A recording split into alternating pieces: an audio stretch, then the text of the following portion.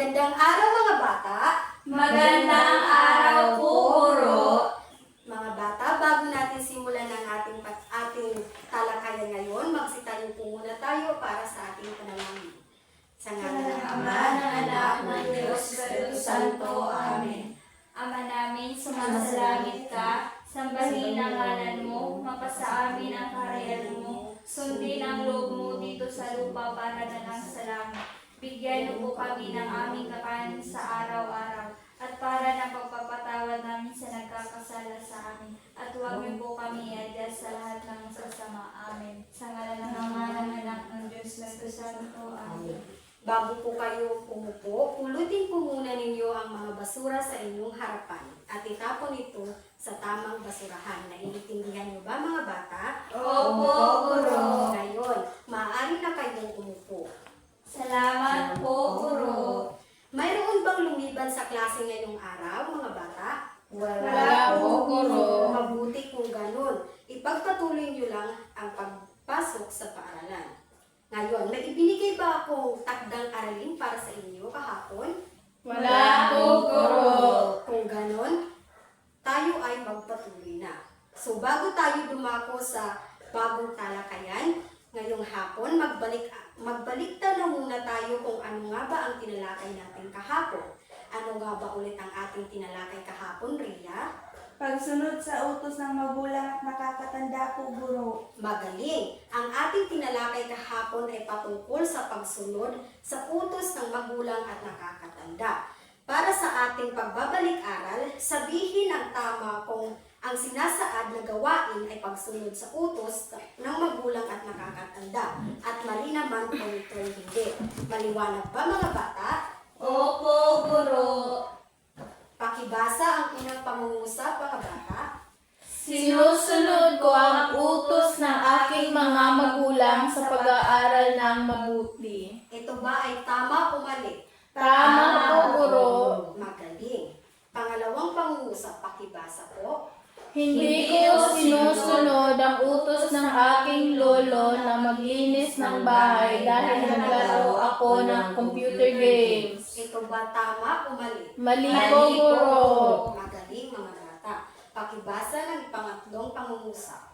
Palagi kong pinapakinggan at sinusunod ang payo ng aking mga nakakatanda. Ito ba ay tama o mali mga bata? Tama po, Guro. Magaling mga bata.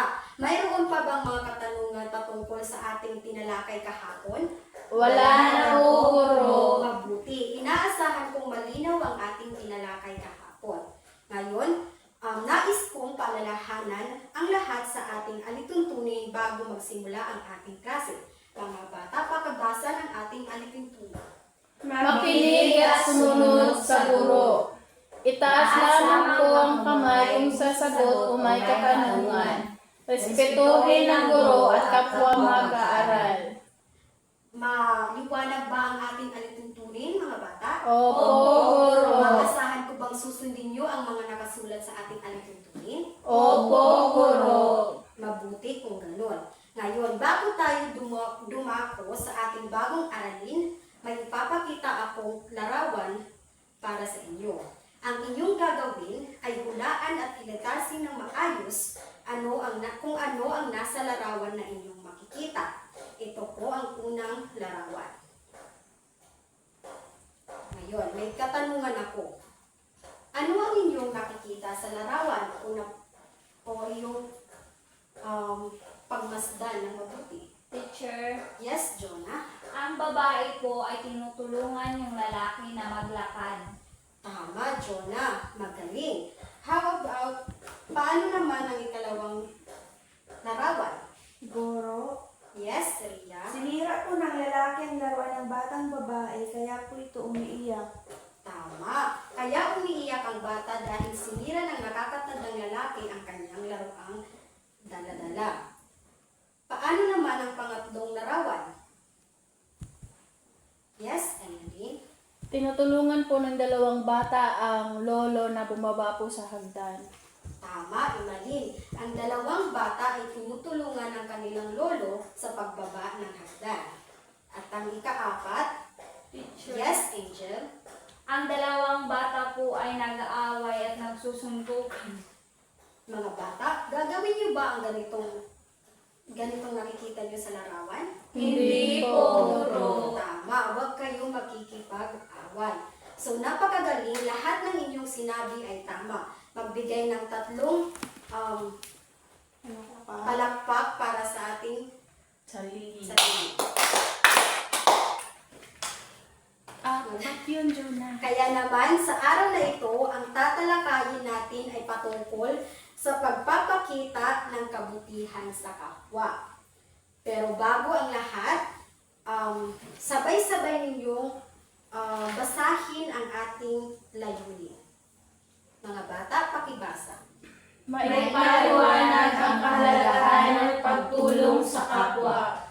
Matukoy ang mga bagay na nagpapakita ng kabutihan.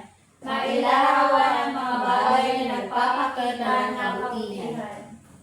Salamat mga bata. Handa na ba kayong matuto? Opo, Guro. Pero bago yun, kailangan nating masunod ang layunin na ito. Kung gayon, tayo ay magsimula na sa ating aralin. Ulit, ang ating tatalakayin sa araw na ito ay patungkol sa pagpapakita ng kabutihan sa kapwa. So mga bata, makinig kayo dahil ang pagpapakita ng kabutihan sa kapwa ay ang paggawa ng mga bagay na magpapasaya at magpapabuti sa buhay ng ibang tao. At ito ay ang mga kilos na pagmamalasakit at pagpapahalaga sa iba. Na higit pa sa simpleng pagiging mabait, maaaring itong ipakita sa iba't ibang paraan tulad ng Jonah, pakibasa. Pagtulong sa mga nangangailangan.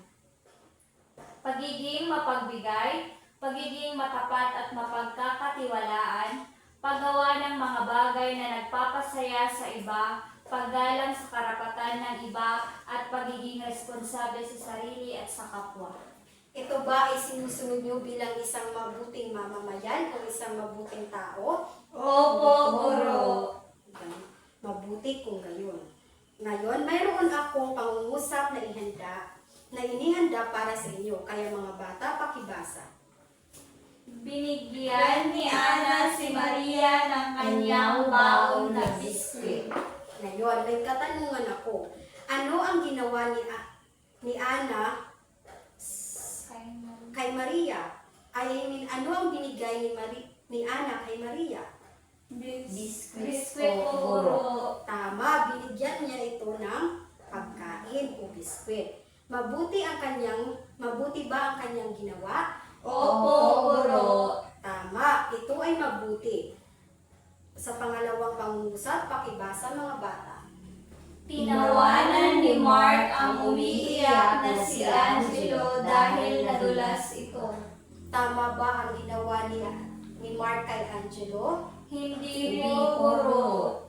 Tama, ito ay hindi mabuti. Ano ba ang ginawa ni Mark kay Angelo? Tinawanan niya po, Guro. So, base sa dalawang pangungusap na iyong binasa, ano ang dapat niyong tularan? Ang una po, Guro. Magaling. Dapat ang unang pangungusap ang inyong tularan dahil nagpapakita ito ng kabutihan at ang pangungusap naman na pangalawa ay hindi ito nagpapakita ng mabuting gawain sa kapwa. So, lagi niyong tatandaan na ang pagtulong sa kapwa ay mabuti at ang taong matulungin ay mahal ng Diyos. May mga katanungan pa ba mga bata patungkol sa ating tinalakay sa araw na ito? Wala na po, Guro. Ngayon, kung wala na, ako naman ang may mga katanungan. Handa na ba kayo mga bata? Opo, Guro. Ano nga ulit ang ating natalakay ngayong araw?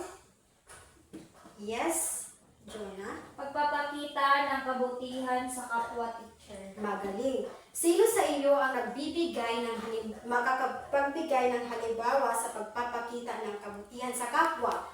Yes, Stephanie. Pagtulong po sa mga taong nangangailangan ng tulong, Guro. Ano pa, Jonah?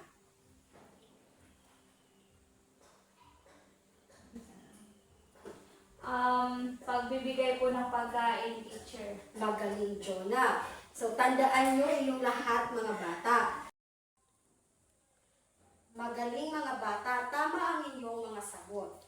Kaya ngayon, pumatungo tayo sa ating pangkatang gawain. Ang klase ay mahati sa dalawang grupo. Ito ang pangkat na una at pangkat na ikalawa. Ang panuto ay ito. Isulat sa loob ng puso ang mga katangian na nagpapakita pagkakaroon ng malasakit sa kapwa at isulat naman sa loob ng kahon ang mga katangian na hindi nagpapakita ng pagkakaroon ng malasakit sa kapwa. Ito po ang mga dapat niyong isulat sa loob ng puso at kahon. Una, madamot, makasarili, mapagbigay, magagalitin, matulungin, mapaghamok, mapagmahal at maunawain. Tapos na ba mga bata? Tapos na po, Guro. Ngayon, narito ang inyong gawain. Kumuha ng isang papel at isulat ang inyong sagot sa papel, sa sagutang papel. Ang panuto ay kulayan ng pula ang loob ng puso ng pangungusap na nagpapakita ng pagmamalasakit sa kapwa at kulayan naman ng itim ang loob ng puso ng pangungusap na hindi nagpapakita ng pagmamalasakit sa kapwa. Tapos na ba mga bata? Tapos na po, Guro. At ito naman ang ating takdang aralin. Pakibasa mga bata. Sumulat ng isang maikling kwento na nagpapakita ng kabutihan sa kapwa. Naintindihan niyo ba ang ating takdang aralin? Opo, Guro. Ito, at dito nagtatapos ang ating talakayan.